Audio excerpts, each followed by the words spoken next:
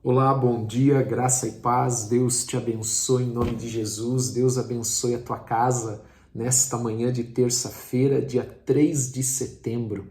É com muita alegria que nós estamos aqui mais uma vez. Estamos aqui porque o Senhor é bom, porque a sua misericórdia se renova a cada manhã.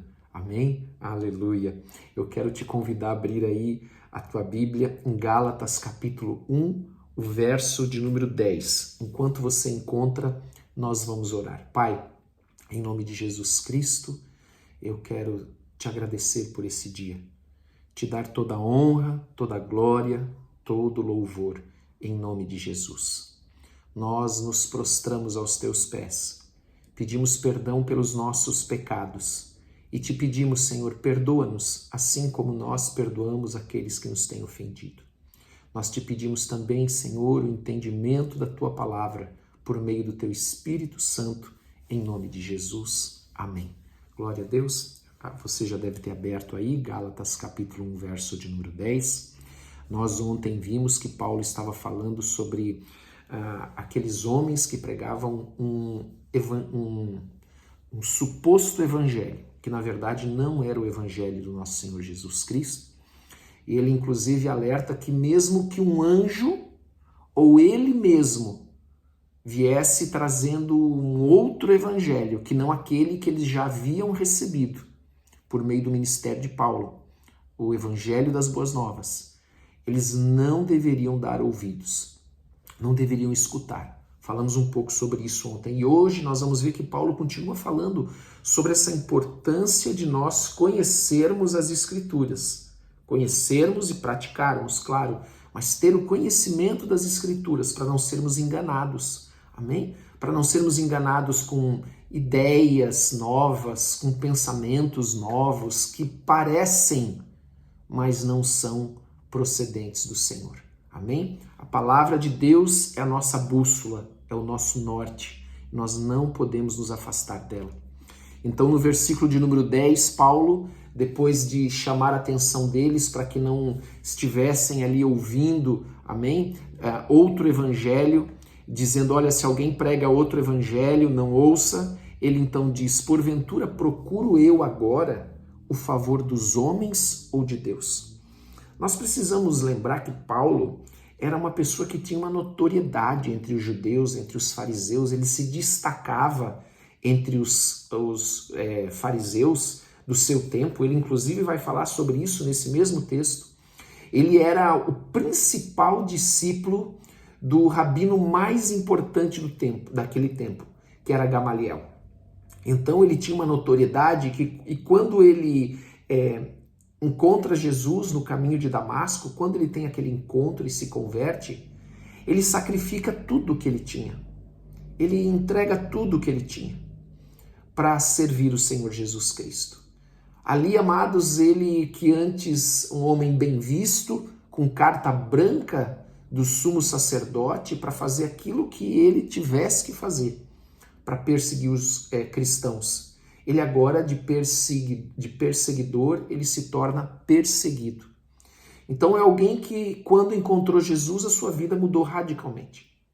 Amados, e na nossa vida não pode ser diferente. Quando nós encontramos Jesus, a nossa vida deve mudar, porque senão esse encontro com Jesus não foi um encontro real.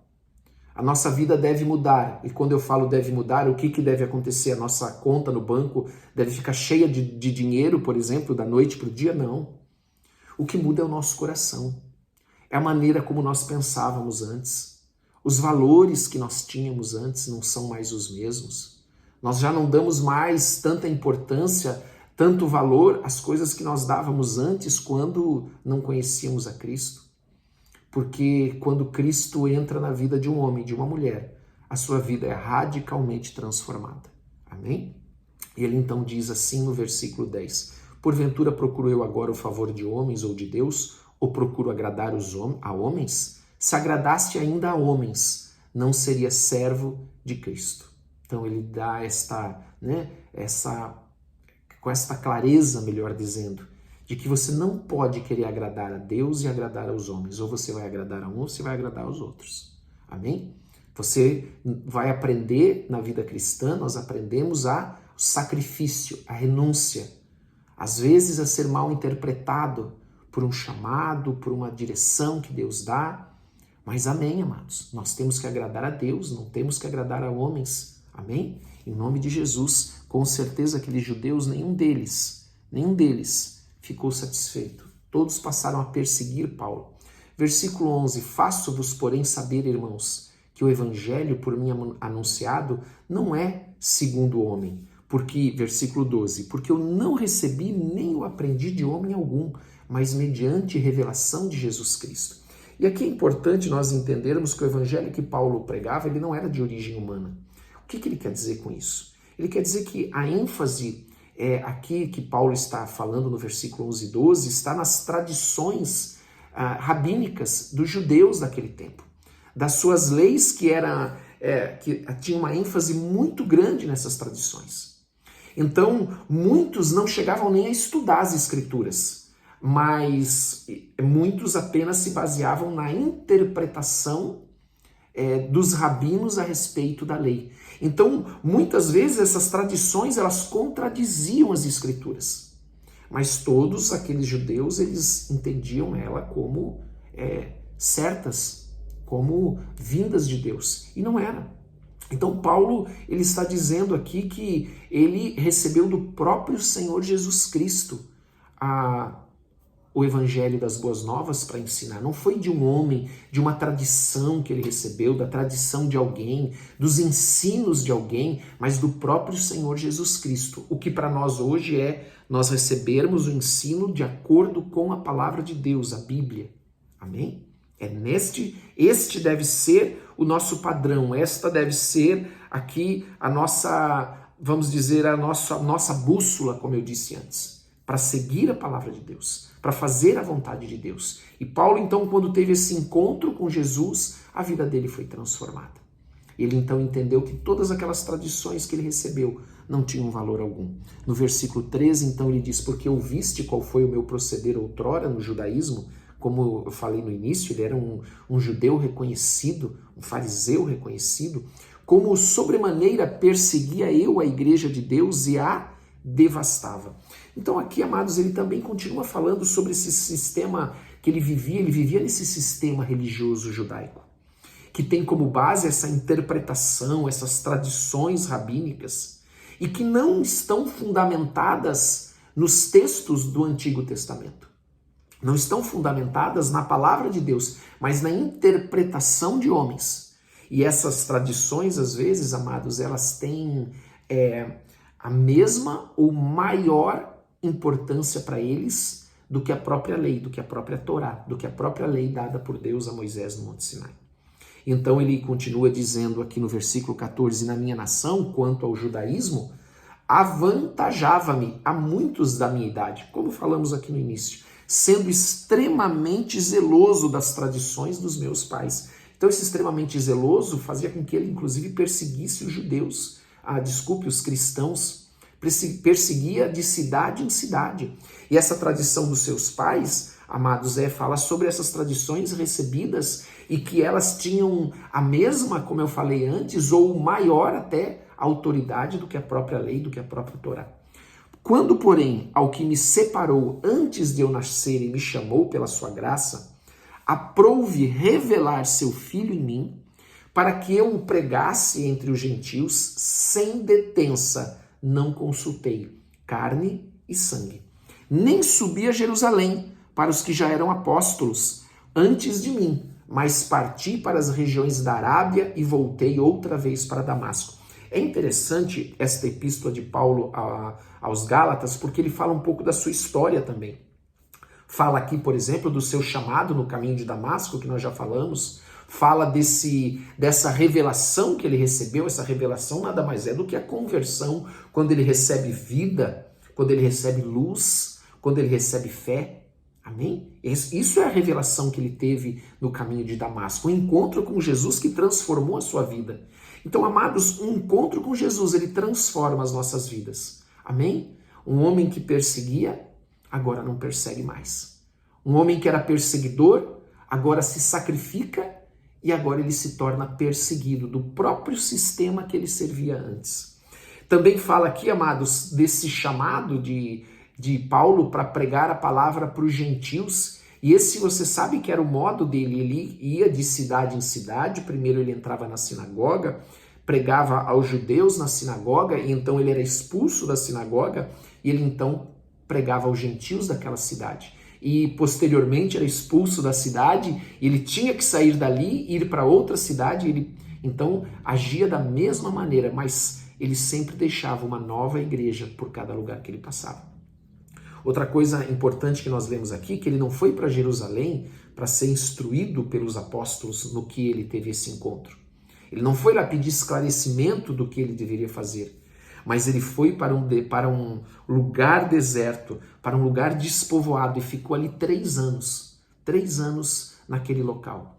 E ele diz também, amados, aqui nesse texto, quando nós vamos para o versículo de número 17, nós já lemos, 18, decorridos 3 anos, então subi a Jerusalém para avistar-me com Cefas. Cefas é Pedro. E permaneci com ele 15 dias. Você sabe que Paulo, num período de aproximadamente 14 anos, ele foi somente 2 vezes até Jerusalém. Ele não era conhecido pelas pessoas em Jerusalém. As pessoas só conheciam a reputação de Paulo. Então aqui Paulo diz que ele subiu depois de 3 anos, depois de estar nesse lugar deserto, despovoado, ele subiu, ficou 15 dias com Pedro, e ali não vi outros apóstolos senão Tiago, o irmão do Senhor, e aqui é irmão, né? Irmão de sangue. Ora, acerca do que vos escrevo, eis que diante de Deus testifico, que não minto, versículo 20, agora 21. Depois fui para a região da Síria e da Cilícia. Essa região da Síria e da Cilícia, quando nós lemos aqui, nós precisamos entender que era a região onde estava a cidade natal de Paulo, que era ali em Tarso, né? Ele era Saulo de Tarso, era a cidade de origem dele. E diz no 22, e não era conhecido de vista das igrejas da Judéia que estavam em Cristo. Como eu disse, ninguém conhecia Paulo, somente por reputação. Mas o que aconteceu ali foi que Paulo ficou nesse lugar da Síria e da Cilícia, e quando chegou em Jerusalém a notícia de que estava acontecendo um avivamento, porque Paulo ficou ali pregando a palavra, olha que coisa extraordinária. Quando chega a Jerusalém a notícia de que houve um avivamento nessa região, eles enviam Barnabé para lá. E ali então, Paulo e Barnabé começam ali juntos, né? Aquilo que nós vemos nas epístolas, nas viagens missionárias, nas primeiras viagens missionárias de Paulo e Barnabé. Então é algo tremendo isso que acontece, porque onde Paulo estava houve um avivamento, porque ele estava ali pregando a palavra de Deus. E o que diz o versículo 23? Ouviam somente lá na Judéia, ouviam somente dizer, aquele que antes nos perseguia, agora prega a fé que outrora procurava destruir. Amados, Jesus, ele transforma as nossas vidas. Amém? E glorificavam a Deus a meu respeito. Então, amados, nós conhecemos mais um pouquinho aqui da história de Paulo, mas vemos aqui uma ênfase muito importante. Conhecer as Escrituras. Conferir se as Escrituras de fato falam o que dizem para nós que falam. Amém? E que o encontro com o Senhor Jesus, ele transforma as nossas vidas. Nós não podemos dizer que tivemos um encontro com o Senhor se a nossa vida não mudou. Se a nossa vida continua a mesma, no sentido interior, sabe, amados? Dos valores, daquelas coisas que da maneira que nós pensávamos, falávamos, agíamos antes. Isso não pode acontecer na vida de um homem, de uma mulher que de fato tiveram um encontro com Jesus. Por isso a fé, ela implica em conversão, amados, em converter os caminhos e praticar a palavra de Deus. Amém? Quero te convidar a orar. Pai, em nome de Jesus, eu quero te agradecer por esse dia, te dar toda a honra e toda a glória. Pedimos que o Senhor nos abençoe. Abençoe o teu povo com paz, com saúde, com proteção. Abençoe o teu povo, Senhor, enviando os teus anjos para guardar a cada um as suas famílias em nome de Jesus, protegê-los de todo mal para a tua honra e tua glória. Derrama do teu Espírito, Senhor, sobre todos nós. Abençoa o trabalho do teu povo para que prospere. Abençoa o trabalho do teu povo, Senhor, para que tudo aquilo que eles colocarem à mão prospere. Pedimos que o Senhor abra portas para aqueles que precisam de um emprego, que precisam de uma nova oportunidade, Senhor. Pai, em nome de Jesus nós clamamos a Ti, porque sabemos que o Senhor é Deus de milagres, é Deus poderoso. Clamamos por cada família aqui representada também, em nome de Jesus. Amém e amém. Glória a Deus. Que Deus te abençoe muito, em nome de Jesus. Deus abençoe a cada um de vocês nesse dia, em tudo aquilo que vocês fizerem, para a honra e glória do Senhor. Um grande abraço para todos, em nome de Jesus.